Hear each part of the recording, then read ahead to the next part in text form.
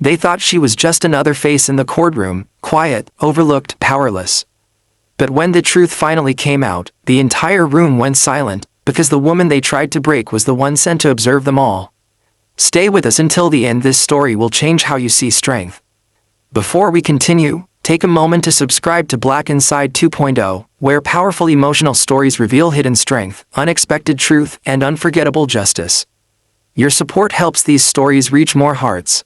The courtroom felt colder than it should have been, not because of the air, but because of the silence, the kind that presses against your chest and makes every breath feel louder than it should. Amara Lewis sat in the witness chair, her hands resting calmly in her lap. She wore simple clothes, a dark jacket, fitted jeans, clean white shoes. Nothing flashy, nothing that asked for attention. And yet, eyes followed her, some with curiosity, some with judgment, some with assumptions they had already decided were true. Across the room stood Officer Daniel Hargrove, straight-backed, confident, his voice steady as he spoke. He didn't look at Amara when he talked about her. He talked around her, as if she weren't even there. She appeared uncooperative, he said. She ignored instructions and caused unnecessary delay. Amara's jaw tightened, but only slightly. She had learned long ago that reactions gave people what they wanted. Silence, on the other hand, made them uncomfortable. The judge listened carefully, nodding, writing notes. No one in the room knew why Amara was really there, and that was exactly how it was supposed to be.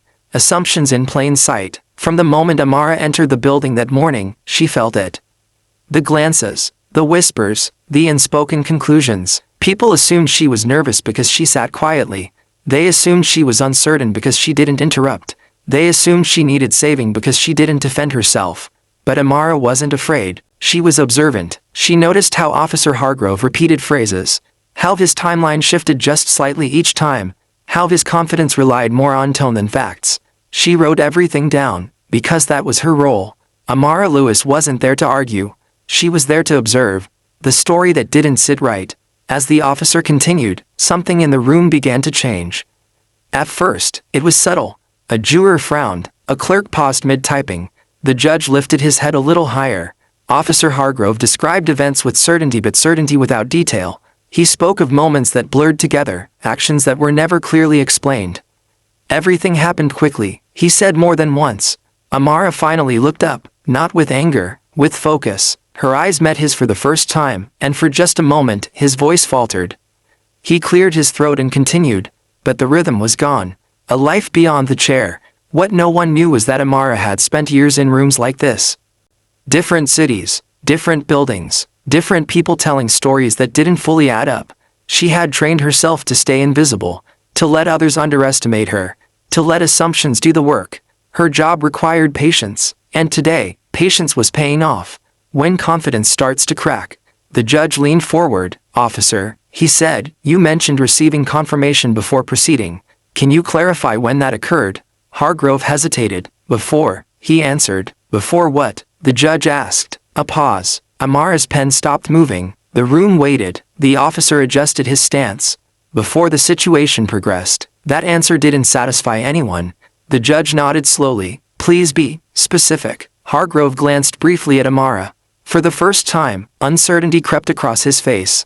The power of silence. Amara still hadn't spoken, and that was what unsettled people the most. She didn't interrupt. She didn't plead. She didn't explain. She let the truth reveal itself. Every small inconsistency stacked on top of the last. The courtroom wasn't loud, but it was heavy. The kind of heavy that comes before something important happens. The moment no one expected.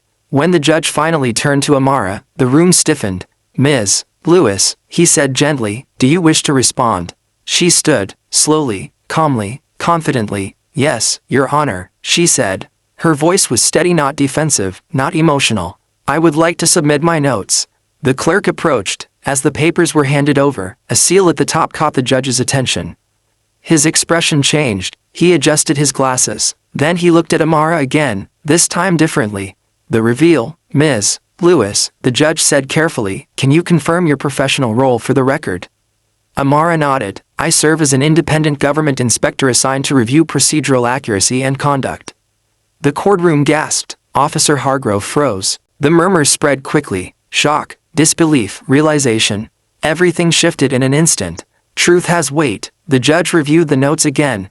Each inconsistency, each timeline error, each unexplained decision, now documented, now undeniable. Officer Hargrove's confidence collapsed under the weight of facts. Not accusations, facts. Dignity restored, Amara sat back down. She didn't smile. She didn't celebrate. She simply returned to silence. Because justice didn't need applause. It needed truth. The courtroom empties. As people filed out, eyes followed Amara with new understanding.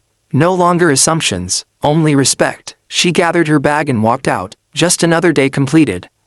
Another truth preserved. Final reflection. Strength doesn't always shout. Sometimes it listens. Sometimes it waits. Sometimes it lets others reveal who they truly are.